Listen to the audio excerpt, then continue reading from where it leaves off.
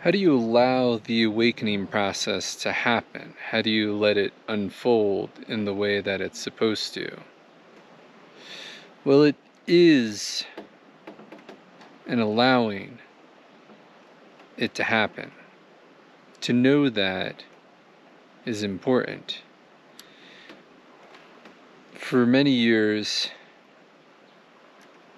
I tried to make it happen. And making it happen is equivalent to trying to make a forest. The forest only can grow when we allow it to grow. We can help in the process, so we can help cultivate a forest, and we give it space, we give it time, and little by little a forest will grow. So the same goes for the awakening process. It's an allowing the flowering of consciousness, allowing the forest to grow. There's certain things you can do that can help, and that's the videos you'll watch on the 10 steps to awakening. That doesn't make you awaken, but you can do certain things. So number one would be to give yourself the space for it to awaken. So you may go to a forest, a park, a quiet room. You may be with your pet. You may lighten your schedule, your work schedule, so that you have the space to allow this to happen. If you're working too much, burnt out, on your phone too much, using your phone all the time, completely addicted with it, the awakening is not going to happen. It cannot happen because there is no space for it to happen. So you give space. You bring space into your life. You invite space into your life. Instead of always scheduling everything and having a calendar where you're fully booked, fully scheduled for the next 2-3 months, it's too much. You need to give yourself space. You need to give yourself time. Same as we give the forest space. We have national parks. We have areas that we protect, and we don't allow people to come and cut down trees. We say we're going to give nature space to be, and then the forest grows on its own. So the awakening happens on its own when you allow it to. When you try to force it to happen, you'll make a park. We're great at making parks. We can make that happen. But a park is a lot of upkeep. You gotta plant all the trees. You have to cut the grass. You have to water the plants. You have to clean it up. You need to plan it all out. It's a great endeavor to make a park. Nothing wrong with parks. They're beautiful in their own right, and they're vitally necessary for, especially when people live in a city. A park is extremely important because you have access to nature. It's not the same as a forest, though. The forest doesn't require effort.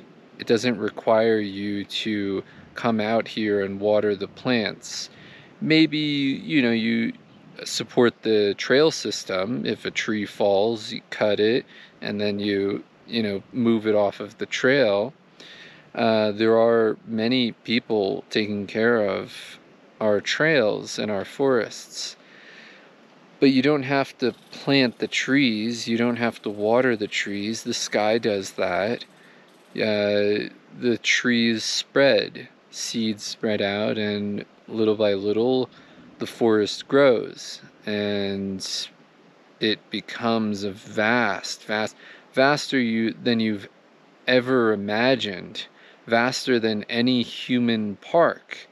We can't make this. Humans can't make a forest. It's the same as old ruins. So if you have, there's many ruins out there, and when you let them be, when you allow them to be there, trees grow into them, moss grows on the stone, pieces break and fall here and there. The humans that built those incredible works of art uh, couldn't even imagine thousands of years later it would still be there, and it would be an inspiration to all humans, and it would be perfectly balanced with nature. It would be almost part of the forest, and trees growing in and around it, and it's just beyond anything that we can create by itself. We can create the original structure, but then it takes time, and it takes space, and it takes protection as well, like fostering this, allowing, giving yourself that solitude, or that ability to just be. And there needs to be almost a fierceness, but not a fierceness in the sense of you're going to fight and hurt yourself or hurt other people. There's a fierceness because this is so much different than what we currently encounter in our day-to-day life. And so this fierceness is what allows you to continue, because you can easily be dissuaded by the mind and by society. You look around and you get very distraught about the current state of affairs, but that's not really necessary. You don't have to save the world. You don't have to fix the world. You don't have to fix yourself. You just have to accept yourself fully. Be with yourself. Give yourself space. Give yourself time. And it's almost like sending it. There's a saying in Colorado that when you're about to go down something difficult, to send it. And so what I would say is send it in terms of awakening. Send it. Like, stop thinking. Stop letting your mind control every action that you make, and making you flinch, making you freeze, and you just get stuck in that cycle. Send it. Have that fierceness and jump right in. The water might be a little cold. You jump into a cold lake, for example. You have to first say, okay, and then you just jump. And you jump into the water. And then you're okay. You're totally fine. You're not going to die.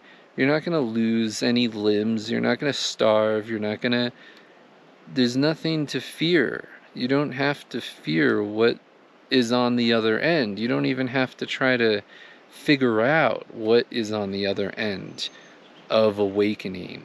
The mind can't figure out what's on the other end of awakening. So that question is not helpful.